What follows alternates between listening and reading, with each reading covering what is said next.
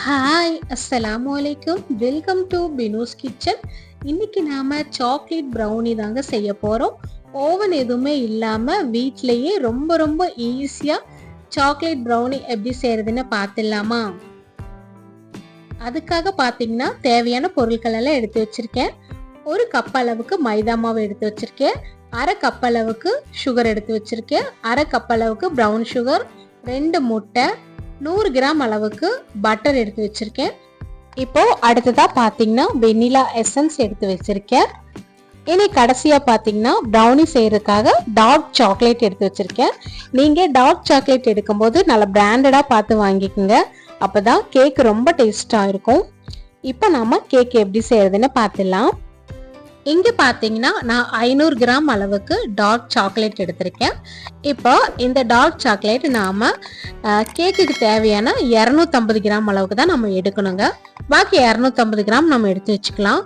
இப்போ இதை நம்ம சின்ன சின்ன பீஸா கட் பண்ணி எடுத்துக்கலாம். அதுக்காக நான் ஃபர்ஸ்ட் 250 கிராம் டார்க் சாக்லேட் நான் கட் பண்ணி எடுத்துக்கிறேன்.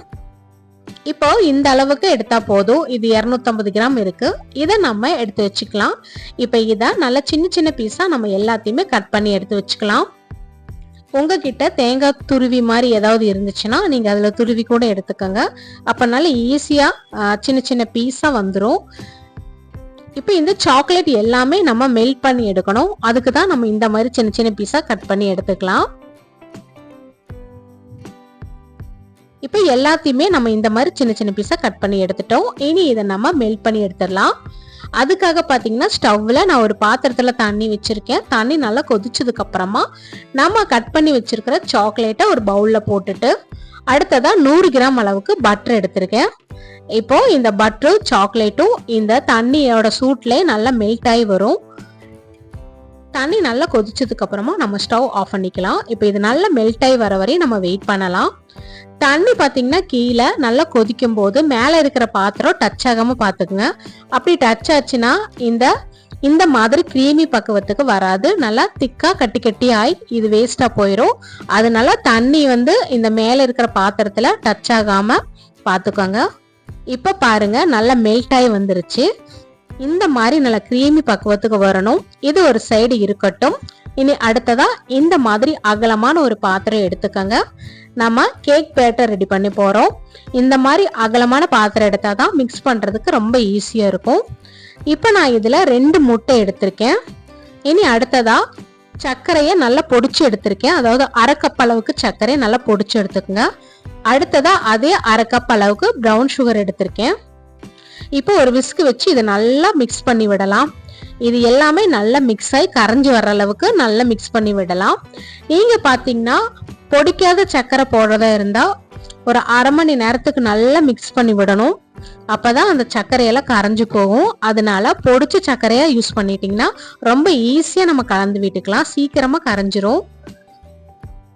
எல்லாமே ஒரே அளவா எடுத்துக்கோங்க. சர்க்கரையை அரை கப் அளவுக்கு சர்க்கரையும் அரை கப் அளவுக்கு ப்ரௌன் சுகரும் ஒரே அளவுல எடுத்துக்கோங்க.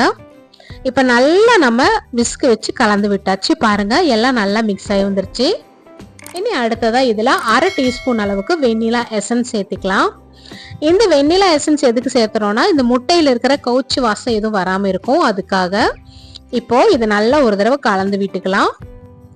இனி அடுத்ததா பாத்தீங்கன்னா நம்ம மெல்ட் பண்ணி வச்சிருக்கிற அந்த பட்டரும் சாக்லேட்டும் இதுல ஊத்திடலாம். இந்த பட்டர் சாக்லேட் பாத்தீங்கன்னா நல்லா மெல்ட் ஆனதுக்கு அப்புறம் நம்ம ஆற விட்டதுக்கு அப்புறம் தான் இந்த முட்டையில ஊத்தணுங்க. நல்லா சூடா இருக்கும் போது இந்த முட்டையில ஊத்திடாதீங்க. அப்புறம் இந்த ரெசிபியே வேஸ்டா போயிடும். இப்ப பாத்தீங்கன்னா இதை நல்லா ஊத்திட்டு நல்லா மிக்ஸ் பண்ணி விடணுங்க. இது எல்லாத்தையுமே நம்ம இதுல கலந்துக்கலாம். இத நல்லா திக்கா ஆகுற அளவுக்கு நல்லா கலந்து எடுத்துக்கணுங்க. இப்போ இந்த பட்டர் சாக்லேட்டும் முட்டையும் பாத்தீங்கன்னா நல்லா திக்காய் வர்ற வரையும் நம்ம நல்லா கைவிடாம கலந்து விட்டுக்கணும்.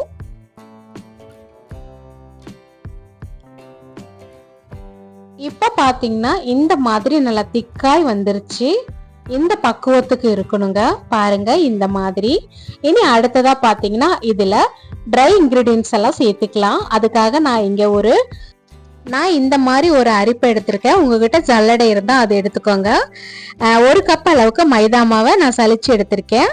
அடுத்ததா பாத்தீங்கன்னா 1/4 கப் அளவுக்கு கொக்கோ பவுடரை இந்த மாதிரி சலிச்சு எடுத்துக்கலாம்.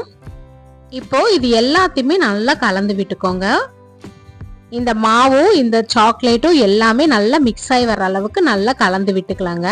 நல்லா திக்கான பேட்டர் வர மாதிரி நம்ம நல்லா கலந்து விட்டுக்கலாம். இந்த சாக்லேட் ப்ரௌனி பார்த்தீங்கன்னா செய்யறது ரொம்ப ரொம்ப ஈஸிங்க. யார் வேணாலும் செஞ்சிடலாம். கேக்கு செய்யறதுலே வச்சு ரொம்ப ஈஸியா செய்யக்கூடியது இந்த சாக்லேட் ப்ரௌனி தான். இப்போ பார்த்தீங்கன்னா இந்த மாதிரி திக்கான பக்குவத்துக்கு வந்துருச்சு. இனி அடுத்ததா பார்த்தீங்கன்னா நான் கொஞ்சம் சாக்லேட் இந்த மாதிரி பீஸ் போட்டு எடுத்து வச்சிருந்தேன். அதை நம்ம இந்த கேக் பேட்டர்ல போட்டு ஒரு தடவை மிக்ஸ் பண்ணி விட்டுக்கலாம். இந்த மாதிரி செய்யும்போது பார்த்தீங்கன்னா கேக் ரெடி ஆனதுக்கு அப்புறம் நம்ம சாப்பிடும் போது அங்கங்க சாக்லேட்டு நம்ம வாயில கடிப்படும்போது சாப்பிட்றதுக்கு ரொம்ப நல்லா டேஸ்டா இருக்கும். இப்போ அவ்வளோதாங்க. இனி அடுத்ததா பார்த்தீங்கன்னா கேக் ட்ரே இருக்கு இல்லையா, அதுல பட்டர் பேப்பர் போட்டு நான் கொஞ்சம் பட்டர் தடவி விட்டுருக்கேன். அடுத்ததா நம்ம ரெடி பண்ணி வச்சிருக்கிற அந்த கேக் பேட்டரை இந்த ட்ரேல ஊத்திட்டு நல்லா இந்த மாதிரி ஸ்ப்ரெட் பண்ணி விட்டுருங்க. நல்லா ஈவனா எல்லா சைடும் ஆகிற அளவுக்கு நல்லா ஸ்ப்ரெட் பண்ணி விட்டுருங்க. அவ்வளோதாங்க. இப்போ கேக் பேட்டர் ரெடி ஆயிடுச்சு. நீ அடுத்ததா ஸ்டவ்ல நான் இந்த மாதிரி ஒரு பிரியாணி பாட் வச்சிருக்கேன். இதை 5 நிமிஷத்துக்கு ஃப்ரீ ஹீட் பண்ணிக்கோங்க. அடுத்ததா பாத்தீங்கன்னா கேக் பேட்டர் உள்ள வச்சு மூடி போட்டு மூடி வச்சுட்டு ஒரு 45 நிமிஷத்துக்கு வெயிட் பண்ணி பார்க்கலாம். 45 நிமிஷம் கழிஞ்சதுக்கு அப்புறம் இந்த மாதிரி ஒரு ஸ்டிக் வச்சு குத்தி பாருங்க. ஒட்டாம வந்துருச்சுன்னா கேக் நல்லா வெந்து வந்துருச்சுன்னு அர்த்தம். ஒட்டுச்சுன்னா ஒரு 2-3 நிமிஷத்துக்கு எக்ஸ்ட்ரா வச்சு எடுத்துக்கோங்க. இப்போ கேக் எல்லாம் நல்லா வெந்ததுக்கு அப்புறமா இதை நம்ம எடுத்து வெளியே வச்சுட்டு இந்த கேக் நல்லா ஆறுனதுக்கு அப்புறமா நம்ம இந்த மாதிரி பீஸ் போட்டு எடுத்து வச்சுக்கலாங்க. அவ்வளோதாங்க. ரொம்ப ரொம்ப ஈஸியாக நம்ம சாக்லேட் ப்ரௌனி இங்கே செஞ்சு எடுத்துட்டோம். இப்போ இதுலேருந்து ஒரு பீஸ் எடுத்து உங்களுக்கு கட் பண்ணி காட்டுறேன் பாருங்க. எந்த அளவுக்கு சூப்பராக வந்திருக்குன்னு பாருங்க. நாம சாக்லேட் போட்டிருந்தோம் இல்லையா கடைசியா இதுல மிக்ஸ் பண்ணும்போது, அந்த சாக்லேட் பாருங்க உள்ள அந்த ஒவ்வொரு சைட்லயும் இருக்கு பாருங்க. இது சாப்பிட்றதுக்கு அவ்வளோ டேஸ்டா இருந்துச்சு. நம்ம சாப்பிடும்போது வாயில அங்கங்க கடிப்படும்போ அவ்வளோ டேஸ்டா இருந்துச்சு பாருங்க. இப்ப நான் உங்களுக்கு பிச்சு காட்டுறேன் எந்த அளவுக்கு சூப்பரா வந்திருக்கு பாருங்க. புதுசா கேக் செய்யறவங்க கூட இந்த மாதிரி மெத்தட்ல பண்ணீங்கன்னா உங்களுக்கு சூப்பரான ஒரு சாக்லேட் ப்ரௌனி ஈஸியா செஞ்சு எடுத்துடலாம். இந்த வீடியோ உங்களுக்கு எல்லாம் பிடிச்சிருக்கும்னு நினைக்கிறேன். பிடிச்சிருந்துச்சுன்னா லைக் பண்ணி கமெண்ட் பண்ணி ஷேர் பண்ணுங்க. மறக்காம பினோஸ் கிச்சன் சேனலை சப்ஸ்கிரைப் பண்ணிக்கோங்க. பாய்.